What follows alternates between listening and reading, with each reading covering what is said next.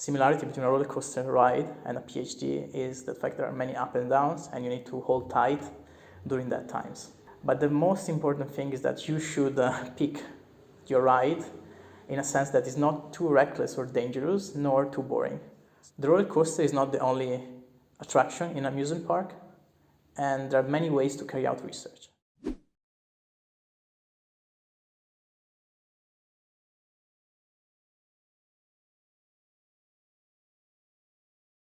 So for sure it's been a long journey since the beginning, but if we were to compare my expectation, goals, and future plans at the very beginning of the project, and now this would not change much, I believe. However, I'm not gonna lie, during these 3 years, there were many ups and downs, and therefore, especially during the down times, my expectation might have temporarily changed. But now that I'm coming to an end, I can see the whole picture and all puzzle pieces coming together, and I can confirm that what were my original intention have not changed, and the same goes for my future goals. No, I mean, right now at this moment, coming to an end, everything somehow aligned with my original expectation. Mm-hmm. However, there are many accidents, let's say, or many tough times during which... Like which? Yeah, I mean, for instance, not every paper gets accepted the first time, mm-hmm. or sometimes you feel like your research is not advancing. And being my end goal, an academic career, many times I question whether I would fit or not that career path. And oftentimes the answer to the question during the down times would have been, no, maybe I should do something different. But now that I see that that I'm taking the fruits of my research, that I'm collecting results, I feel more confident about it, and I feel like I should give it a second chance. For me, it was a secondment. I had to spend 6 times at King's College London in the information processing lab. And this has been a defining experience because for 6 months I had the chance to work in a complementary environment to the one of my host institution. And this opportunity, I believe, is really precious because it allows you to, at least in 6 months, to develop a set of skills that you would not otherwise have been able to obtain. And therefore, I believe that this experience shaped me into a more well-rounded researcher, and was really, when everything went smoothly, and in the end, I feel like it enriched me a lot. So that would be definitely the most defining experience in my PhD. Yeah, I said complementary. Maybe I should clarify that. Yeah. So at Eurecom, I had the chance to become a very independent researcher in the sense that the group at Eurecom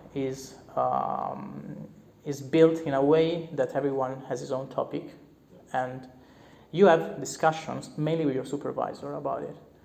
But you learn to become independent researcher. So we come up with ideas, you develop the ideas, and the supervisory role is limited to have a feedback about it.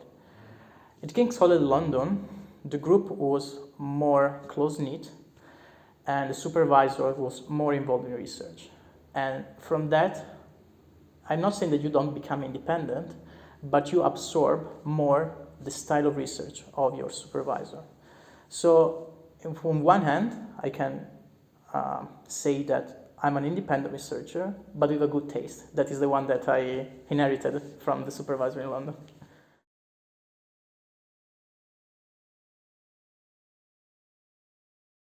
So, for me, the main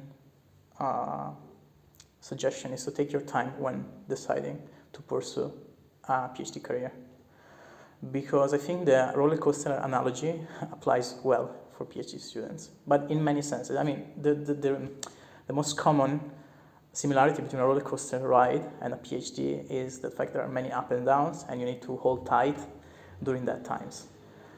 But the most important thing is that you should pick your ride in a sense that is not too reckless or dangerous, nor too boring.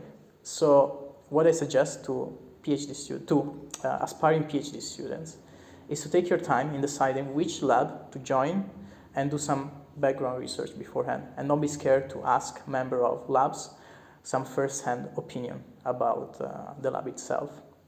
The second thing is that the roller coaster is not the only attraction in an amusement park, and there are many ways to carry out research. You may not, as a student, as a master's student, you may not yet be exposed to those realities, but research can be carried out inside academia or public research labs, not necessarily trying to do it inside university or doing a PhD. So my suggestion is to also consider that when figuring out whether or not to do a PhD.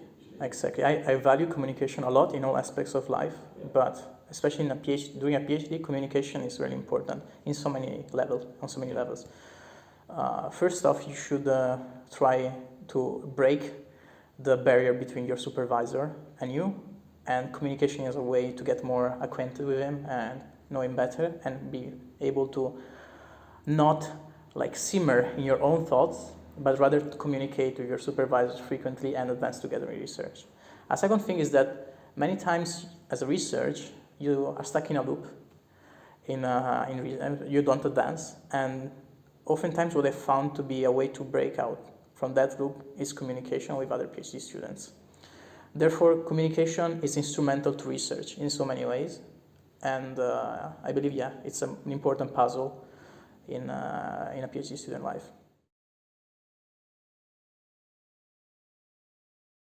So let me try. So I think I need to set the stage for this one. So I need to tell what I'm working on. So I'm working on the intersection of machine learning and wireless communication, as most of the students, PhD students in the project. However, I'm working on both sides of the medal: machine learning for wireless communication and wireless communication for machine learning. Coming to wireless communication for machine learning, what I expect the world to be in 5 years is a world in which networks are intelligent, and where the definition of intelligence is the ability of network devices to collect data and extrapolate concepts from that. My research in that regard will provide the tools to harness all these distributed computing power and data generation processes in a coordinated fashion, so that this big network of independent devices can indeed benefit from collaboration, and therefore enhancing their intelligence or decision-making capabilities.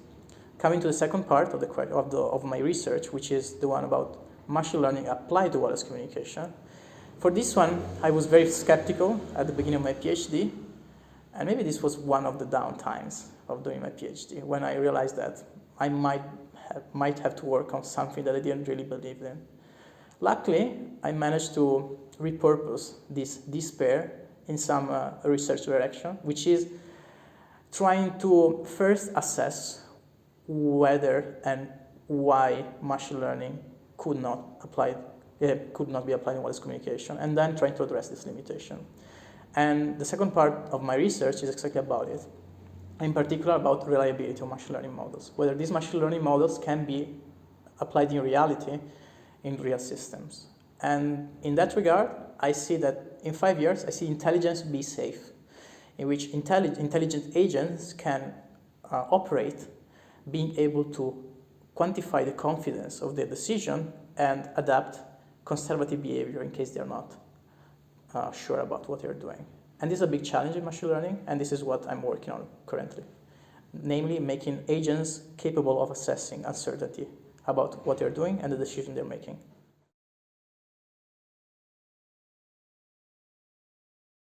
Well, if everything goes as planned, I will join the information processing lab of King's College, the place where I did my secondment. And I will join as a postdoc because, as I said, my intentions since the beginning have not changed, and I will still want to pursue academic career. And this is the natural next step. doing a postdoc to eventually apply for a faculty position somewhere in the world. This is unfortunately is the postdoc life. Yeah.